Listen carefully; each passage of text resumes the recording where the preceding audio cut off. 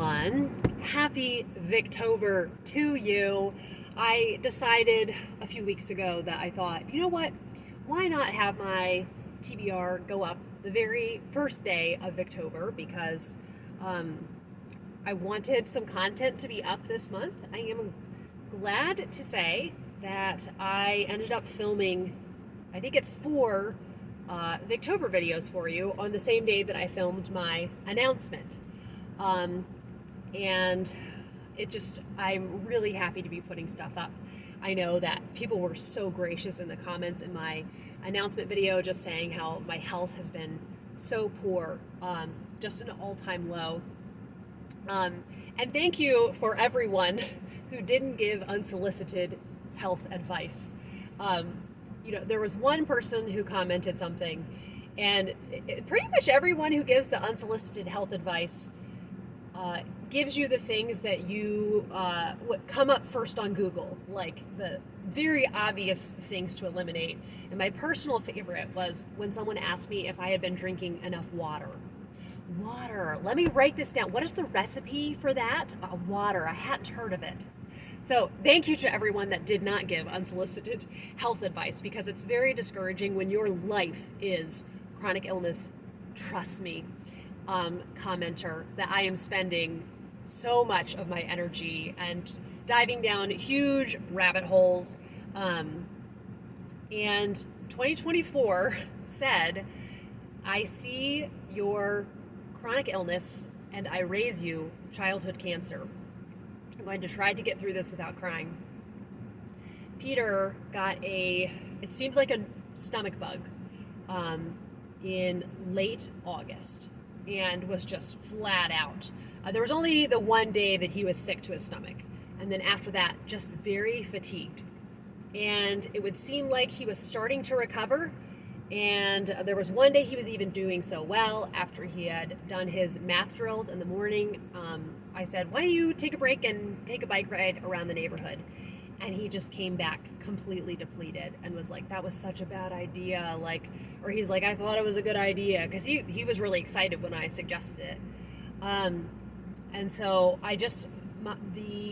my intuition and my husband's was telling us, this just is weird. He's not bouncing back. So it was like a week and a half and he didn't have more energy.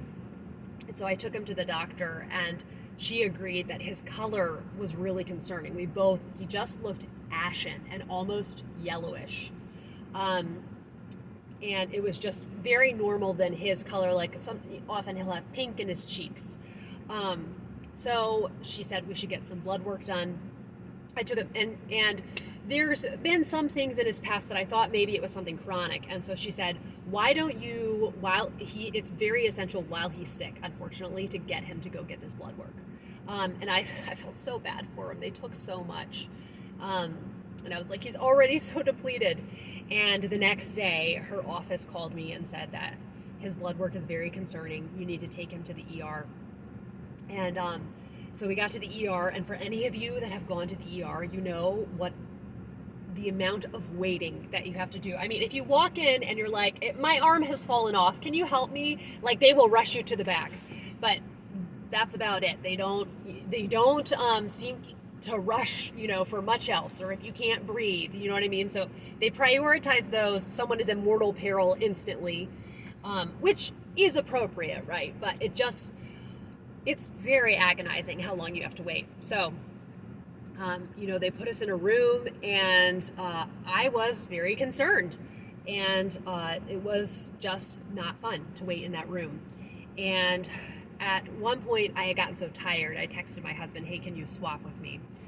And so he came to the emergency room, and it was definitely a God thing that he got there at the time that he did, because then they had trouble accessing Peter's blood work through the computer system, and by the time they finally did, David was there with me. And so the doctor walks in, and I will never forget the moment. Just my whole world just crashed down. And he said, we think he has leukemia. And I remember David and I looking at each other like, this is something that happens to everyone else. What is happening? And we were always, whenever the St. Jude's ads would come on the TV, David would be like, I don't think I want to live in a world where childhood cancer exists. It's just dreadful that a child could get cancer. Cancer is the worst for adults. And so then it just is a parent's worst nightmare. So I will say, in the midst of all of this, there has been so much good. For one, Peter's type of leukemia is the easiest kind to treat. Also, Peter's specific age. If you are above the age of 3 and younger than the age of 18, your chances of beating leukemia are the highest. And so he turned 10 while he was in the hospital. And people have been so extraordinarily kind. I think people always say, what can I do? But just checking in and saying, how are you doing? I'm thinking of you. I'm praying for you. That really is, like, it feels like everyone is on Team Peter. I feel so encouraged and loved. The amount of gifts and cards that Peter and also Arthur have been sent, and I've been sent some gifts as well. People's generosity is just truly astounding. So he did end up spending about a week and a half in the hospital, and it was just terrible because it's hard enough to be chronically ill, but then to have a kid that's chronically ill, and I just couldn't be with him at the hospital as much as I wanted to. It's like one kind of 3-hour outing would have typically been the amount of outing that I do in a week. Maybe 2 3-hour outings, but going every day back and forth, it took me almost 2 weeks to recover from that. Maybe my timeline might be off. Everything is kind of a blur now. So that has been our September. He was diagnosed on September 5th. So first few days after he was diagnosed, I was like, well, I'm just going to be completely radio silent for Victober.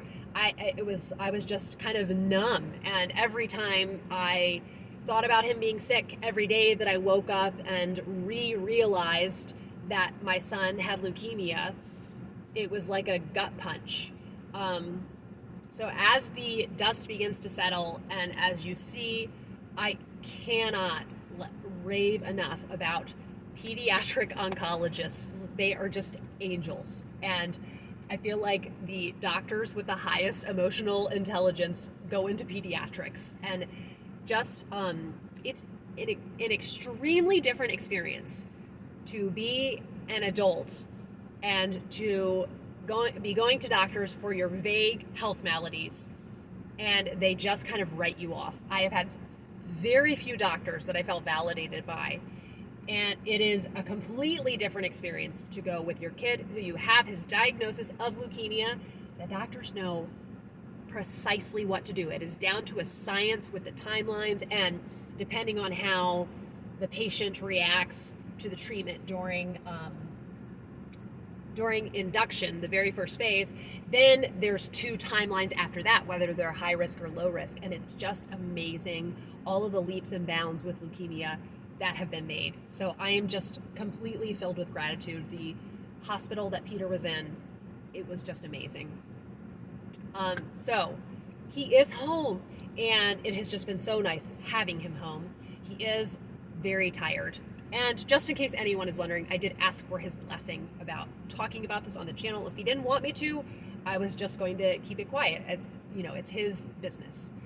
So I will be kind of vague about things on here. But yeah, he is getting great care. So I thought I wasn't going to want to participate in Victober.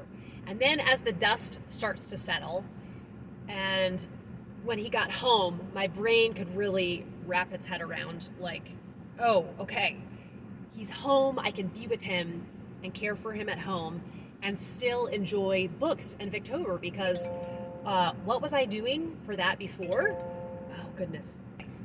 My phone is hooked up to the Bluetooth in the car, so that it's beeping and going off. I disconnected it, so hopefully we're good to go. And I realized, you know what, actually, Victober is such a consoling and comforting event for me. I love it because it is such a cozy, homey type of thing. And part of me is really sad because I see everybody else making these amazing autumnal desserts. And the dessert I can have are this very good recipe for Rice Krispie treats. It's very good, and I'm going to make it on October 1st, aka Victober 1st. But it is a bit of a bummer to just be limited to that. So I try to maximize my enjoyment of Victober in other ways with the Spotify playlist that I have. And I will, of course, play Wuthering Heights by Kate Bush on the very first moments that I awaken on October 1st. And we have 4 autumnal candles, which I'm so excited. There is a scent that is giving Cider House a run for its money, and I cannot remember the name of it off the top of my head. And honestly, I'm considering vlogging, which sounds crazy in the midst of this, but I don't know. I find like the goodness of Victober is all the more alluring and consoling. This TBR is going to be chaotic because just wrapping my head around what I want to read, I've also made a crazy goal that by Victober of 2025, I want to have read 200 Victorian books. I want to get up to 200. Not I'm going to read 200 in a year, but I have 43 to read. And that because I would love for the 10th Victober, which will be next year, to have a ranking of the next 100 Victorian books that I read. I would love it if that happens. So we shall see. In addition to that, Katie from Books and Things referenced that she wants to do a video recommending a book from every year of the Victorian era. And as soon as she said that, I thought, you know what? I have to do that myself too. So I'm lacking 17 years. There are some years that there's a book from that year that I read, but I wouldn't necessarily recommend it. So I'm hoping, as long as I DNF generously, I will find one from every year. The one year that I'm struggling with is 1840. I've only found one book that I was interested in from 1840.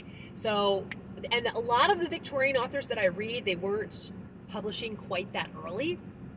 Interestingly, 1837, I had 3 books that I enjoyed, and I had to kind of decide which one I would be recommending. So, my TBR, without further ado, I have it written on a piece of paper for you. Firstly, for Katie's prompt, I'm going to be reading Treasure Island. And this is also the Patreon group read for my Patreon. And then it is also, I'm doing it as a read aloud with the boys. And we are having so much fun. When we have finished reading it, we will definitely be watching, I'm going to say, hands down, the best film version of it, the Charlton Heston, Christian Bale adaptation. It is so good. I think the way we're accessing it, I think the library didn't have it, so we'll be renting it on Amazon Prime. And I did start early with the boys. I was just so excited when Peter got home from the hospital to start reading Treasure Island, and they have both been loving it. I was surprised that Arthur on one day, we were in a time crunch, and so during our morning time when we read and we sing and they're working on each memorizing a poem, I wanted to see what they would be interested in reading, and Arthur's pick for that day was a chapter of Treasure Island. So they're both enjoying it, and it's so lovely to take it at a slow pace because there's so much that happens in a very short book, and last time it was just a whirlwind on audio. We do also have a fabulous Audible audio drama of Treasure Island. And so I think Peter could really enjoy that. Like I said, he has been very tired. He has lots of Legos that he was gifted and he really wants to put together, but he's so tired he's even having trouble having energy to do the Legos. So audiobooks and reading have been really consoling to him, in addition to, of course, watching some TV and playing some. My siblings gifted him a Nintendo DS, a refurbished Nintendo DS. So he's been having fun with that. Okay, for Marissa's prompt of read a serialized novel, I have been thinking a lot lately, with our prompt the bonus prompt honoring Alice and Jennifer. In addition to Alice and Jennifer, I've also been thinking about Janelle. And now in retrospect, I'm like, oh, we should have included Janelle in the prompt. And Janelle's channel was Too Fond of Books. And Janelle, in her last Victober, which it breaks my heart. Alice, Janelle, and Jennifer, they didn't know it was going to be their last Victober. And they just had so many more reading plans. So, Janelle talked about this author, W.H. Ainsworth. I will link her video down below. And he wrote historical romances, which are basically history dramatized, not necessarily a love story. There could be a love story in there. And I'm thinking that The Cloister and the Hearth by Charles Reade is just one of my absolute favorite Victorian books now, and it is a historical romance. So W.H. Ainsworth, historical romances were his bread and butter. And while Janelle speaks more positively about Old St. Paul's, I really want to read The Tower of London by W.H. Ainsworth because it was written in the year 1840. So I'm going to take my time with this one. I have no plans on rushing it and completing it during October. If I had rushed The Cloister and the Hearth to complete it, then I would have hated it. So I'm going to take my time with The Tower of London by W.H. Ainsworth, but this was serialized, and I think it involves Anne Boleyn, and possibly just other prisoners that stayed in the Tower of London. And I did read the introduction this morning, and it's really cool because you can tell W.H. Ainsworth was so excited about doing research for the project, and he even spoke with people that had worked in the Tower of London. So it just seems like it could be really fascinating, but I am very intimidated by it, by how dense it is. I know that Janelle was much more practiced at reading historical fiction. So yes. Okay, then for Roz's prompt, something that is just going to be such a highlight for me, I am hosting on my Patreon a read aloud of Charlie's Aunt by Brandon Thomas, and I am so excited. Charles Heathcote is going to be attending. I asked him to be a special guest, and I kind of thought it was just appropriate for him to have the role of Charlie. And Roz from Scallydandling About the Books is coming, and Katie from Books and Things is coming. I'm so sorry for Marissa because she has to work that day. And then people that are part of my Patreon are coming as well. So if you are interested in coming, I will just say up front, my Patreon is $5 a month. I don't really feel like having tiers. That's just too much to mess with. And I just like keeping it at $5 a month. And you could always join just for Victober and then leave, and I will not at all take it personally. I want people to get whatever they want out of it. If it's fun for them to stay longer, fabulous. If you don't feel like it, then that is okay too. I also did announce, I think it was yesterday on my Patreon, here's my project I'm doing. I'm reading 43 Victorian novels by October of next year. And so I don't have wiggle room for the group read polls. So I'm kind of taking over all the group read polls. I did let people give suggestions before, but just for this year, I'm going to be cheeky and just take over it myself so I can get to that 200 for next year. And people were very supportive about it. I have the loveliest group. That's also what you should know. It's just the loveliest, most gracious group of people. Okay, for my prompt, I tried so hard to not have too many books on this TBR. And then, what was happening is I was getting stressed out trying to have the smaller TBR. And so I thought, you know what? It's whatever. This is, as Art says, Art from Bookshelf. Oh, Art, I'm so sorry. I'm having trouble remembering your channel name. Ugh! Anyway, he says, this is the event we trained for all year. So this is the event we trained for all year, and you know what? I'm going to treat myself to a longer TBR. So for my prompt, not one, but two, Charlotte Mary Yonge. Charlotte Mary Yonge, I would say, is the quintessential author who tackles religion in her books. Well, who comes from a background of faith, because there are other kind of subversive approaches that tackle it. But anyhow, and she's just the love of my life. A group of delightful friends have been reading through some of her books with me, and some that I've already read, or they read, amongst themselves. And I started calling her Lottie. And I don't know what she would think of this, but I love her so much. I think of her as a dear, dear friend. So hopefully she does not mind. So anyhow, I'm going to be doing a buddy read of Abbeychurch, which is, I am nervous, it is her very first novel. I don't know how I'm going to feel about this. I'm honestly going in with extremely low expectations because there have been a couple books by her I have not liked as much. Now, Daryl is in trouble, okay, my friend Daryl, because you, Daryl, would not stop talking up hopes and fears, and you planted this kernel of an idea in my head that I can somehow manage reading Hopes and Fears and Abbeychurch in the same month. And then I looked at it after reading and becoming very hooked and completely enamored by Hopes and Fears, that I can read this 600-page book in addition. We're going to see how it goes, folks. Hopes and Fears is one of her few novels that is going to feature a spinster. There is another novel, but I feel like it's a bit of a spoiler for that one, so I don't want to name which one that is. And it just had this beautiful pastoral language, and immediately I am invested in the story. At first it started off with some characters speaking in dialect, and I was like, I don't know, but then as I pushed through further. Okay, then, nextly, last year when I read a few of Charlotte Mary Yonge's letters, which I so wish there was a printed edition, because now I can't remember where I stopped reading, what year. So this year I'm going to have it noted down on paper. I'm just going to write down each year's worth of letters that I read. But she references several books, and one is a book called Ellen Middleton by Georgiana Fullerton.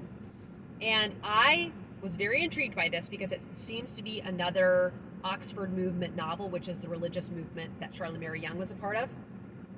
And then on the Victober Discord, somebody said for my prompt they were considering reading Ellen Middleton. They said, I read it last year and I have not been able to stop thinking about it. And I was like, what? And then I read a sample and I was sold. So I don't actually know much about it. I know that she is a Catholic author, which is interesting because Charlotte Mary Yonge was Anglican, but she was Anglo-Catholic, basically, which is Anglicans that believe in high church tradition. You'll see this commented on in Trollope novels, when there are characters that are talking about the smells and the bells in the services. So, all that to say, I really want to read Ellen Middleton.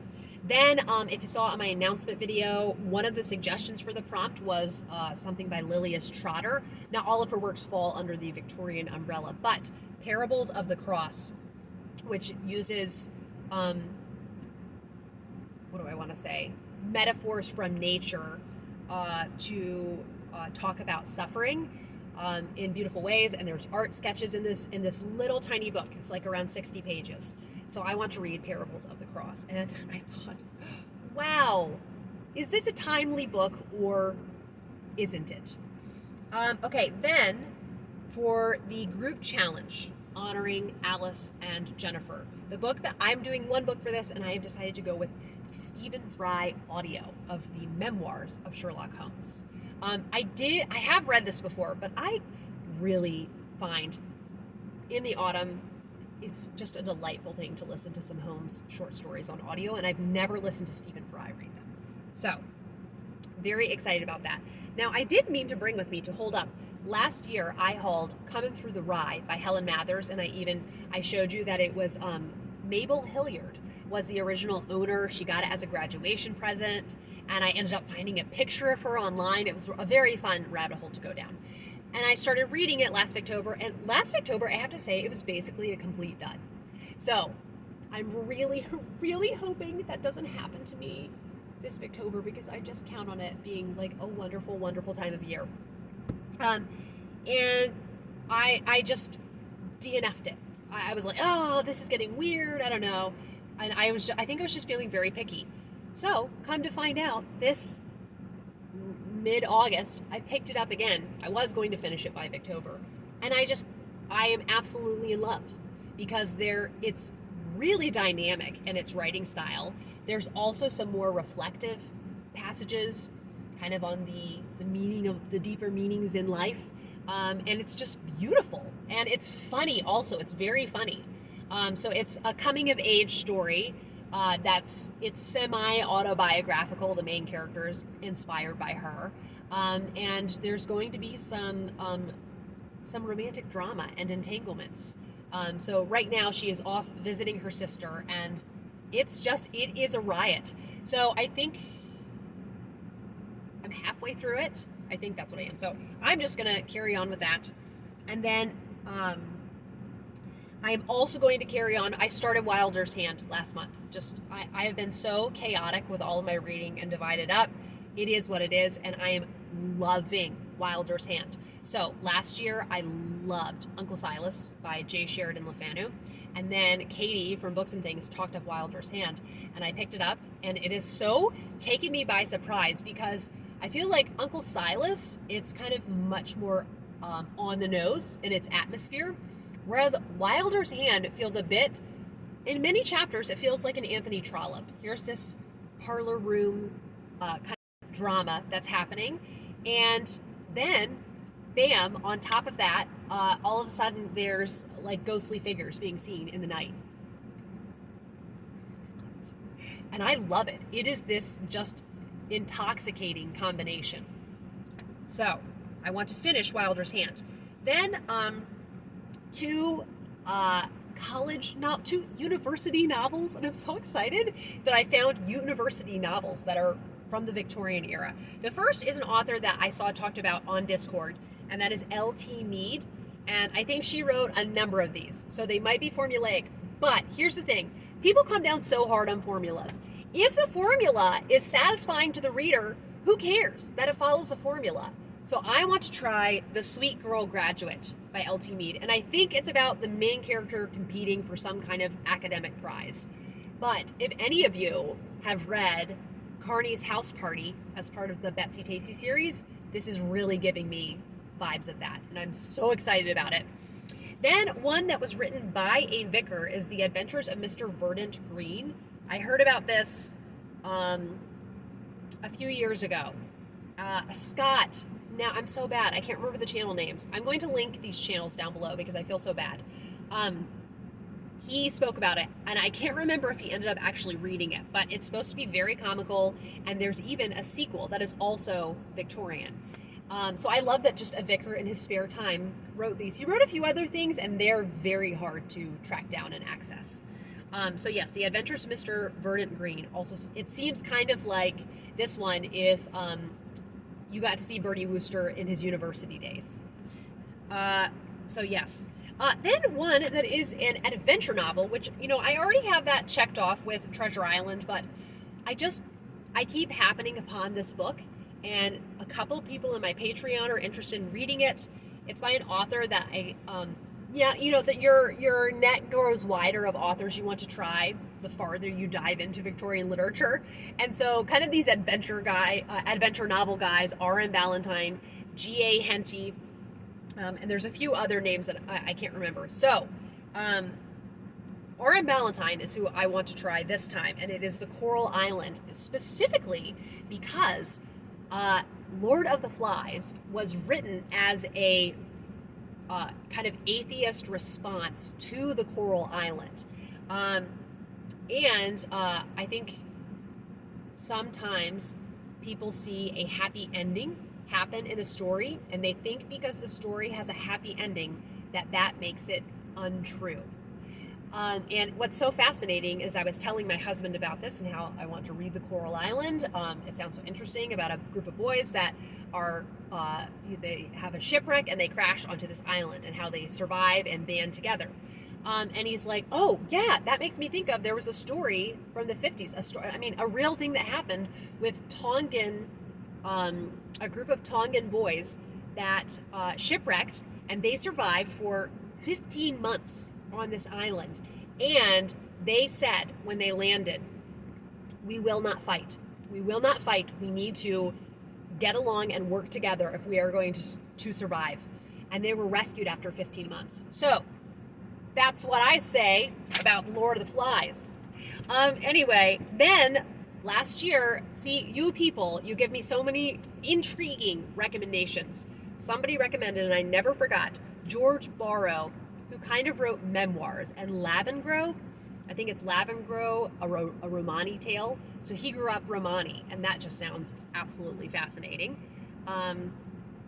Yes, so that is my unrealistic TBR, as everyone says about their TBRs. Now, I also have some books that I bought in August with birthday money. It's become a tradition now with my birthday money. August is when I'm like really starting to get geared up for Victober.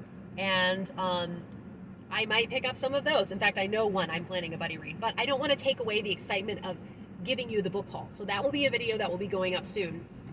And I do want to show you a few Victober goodies. So, ooh, where is that? Okay, so these are not bookish, but these are kind of pampering goodies. Firstly, it has been a whole saga. I've wanted autumnal nail polish to paint my toenails an autumnal color. I ordered from Amazon an autumnal color, and it was delayed by like 5 days. Finally, it got there, and it was 3 light bulbs. Amazon says it delivered the nail polish. There's a picture of the nail polish, and here I am with 3 light bulbs. And now it says it's a non-returnable item. I most of the time, you know, I'm able to return things. I made a big return this morning, and then I realized it wasn't going to let me return that. So I stopped at a pharmacy, and I got, this is still not the color that I wanted. I did have this color before. I owned it, and then it dried out. So I found this. It's an OPI color. What is this? Is this what you're supposed to do? And it's called I'm Not Really a Waitress. I'm sure that's a reference to something that I don't know. So I will be painting my toenails that color. And then my autumnal lipstick color has been for about, since I think before Arthur was even born. So over 6 years now. Revlon's Gold Pearl Plum. While I was in there, I couldn't help but notice that one shade darker is Rum Raisin. And I thought, you know what? I would just like to see. So I treated myself to that. And then I did also. Last year, I was too tired to do book baths. I'm probably going to be too tired to do book baths this year.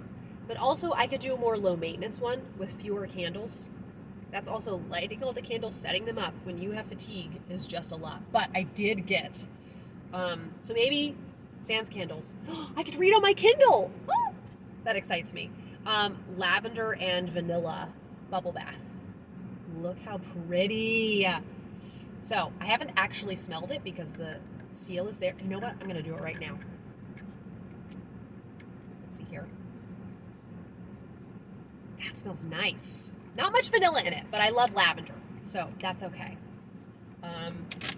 Yes. I just passed by the bubble bath mixtures, and I thought, you know what? Once I'm in the bubble bath, it feels worth all the work.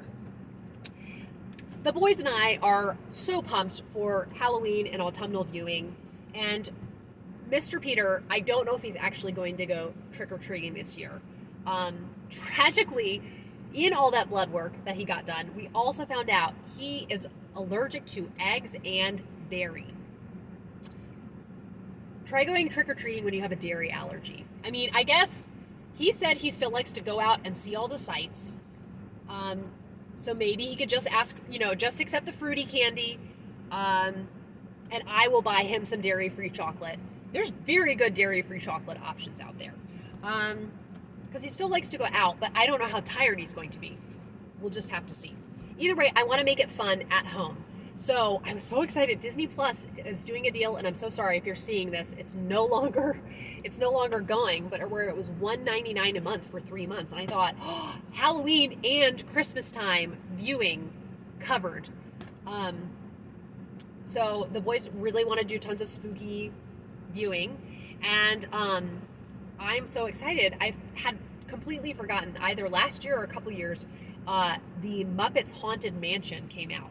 And Peter was really wanting David to watch with us, and I thought he will watch that. And as soon as I told him about it, he's like, yes, I will totally watch that with you. But the boys have really enjoyed Miss Marple whenever I had it. So I got, at the library, Murder at the Vicarage and Nemesis. I also got A Sleeping Murder and 450 from Paddington. I don't think I've watched either of those ones. And now I have watched and love both the book and this one, A Murder is Announced. And I think that one is very Halloween-y feeling. Halloween Party, the Poirot mystery, is really Halloween feeling, but I think that one's a little too sinister for the boys. So I did also get the Canterville Ghost. This is a 1998 version. This year I am determined, I keep saying I'm going to do it, I want to reread the Canterville Ghost on Halloween. I would also love to reread Lord Arthur Saville's Crime. Saville? But there's only one L, so I feel like it's Saville. Anyway, I would love to reread that on Halloween. And then where is it? Oh, yes. My favorite version of Great Expectations that critics poo-pooed, and I love it. It is from the year... What is it? 2014. I love this version. Holiday Granger plays Stella. And I could be wrong. I was going to say he's like the great something great grandson of Dickens, but actually I think that's Douglas Booth in the other version. So anyhow, this is a beautiful version, and I love its soundtrack. It's in my Victober Slice of Life playlist on Spotify. If you are a Spotify user, then I got Poetry for Young People, Lewis Carroll. I thought this could be really cool to read aloud with them. And then Poetry for Young People, Alfred Lord Tennyson. And then I ordered one more from the library, and I cannot honestly remember the poet that it was. But I'm very excited to enjoy that with the boys. And then, this is a big honkin' book, but it is the complete stories of Robert Louis Stevenson. So to get the most bang for my buck with my challenge of trying to get through 43 Victorian books, I think I might take down the names of all the stories and then go back and look, because I think there's several books that he released that have these on here. And it could count for like 3 short story collections. You know what I'm saying? So I don't think I will finish this before it's in there. Sorry, what am I trying to say? I don't think I would finish this before it's due at the library. And I'm just realizing this includes all of The Strange Case of Dr. Jekyll and Mr. Hyde. Okay, it does show. Excellent. Perfect. So it has Island Nights Entertainments, right? So it tells you the different books it's divided up into. Beautiful. So it has New Arabian Nights, which includes a collection called The Suicide Club, which is very jarring. And then Uncollected Stories, whatever that means, which has The Body Snatcher. If any of you have read that one is creepy. I even did a read aloud of it a few years ago. I'll post it on my channel. I can even share it down below if you're interested in listening. I put in special sound effects and music, and it was very fun to do. So then, something I'm very excited for, especially because last year I was like, no, I'm too tired for it, but I have figured a accessibility workaround, and that is The World of the Brontes Jigsaw Puzzle. I'm so excited for this. I was just wondering, actually, is there a Jane Eyre spoiler for a critical event? And there is, actually. So if you haven't read Jane Eyre, maybe don't do this puzzle. Yeah, you can't see the spoiler on this cover. So last year, too tired to sit up for long periods of time at the table, which sounds ridiculous to a lot of people, but that is where I'm at. And I realized we have a puzzle table. I'm calling it a table, but it's like a board, just a hard board that you can put it on. And I could put that next to me on the bed and listen to Victorian audiobooks and work on this. So, speaking of Victorian audiobooks, once I run out of Sherlock Holmes, I might go ahead and start the Eustace Diamonds. Phineas Finn really put me off trying more in the Palliser series. But I want to try and continue, and I know some people that really, love the Eustace diamonds. So we will see. Okay, that is my extremely long-winded TBR. Thank you just for being lovely viewers, and I hope you have a truly wonderful Victober. Let's celebrate together. Please comment down below. Here comes a car driving by, and I feel so self-conscious. So anyway, please comment down below the book that you are so excited to start today. Happiest of Victobers to you. And I will be back. I don't know if I'm going to vlog. Right now, in my head, Kate is vlogging. We're going to see if it actually happens. So, happy reading!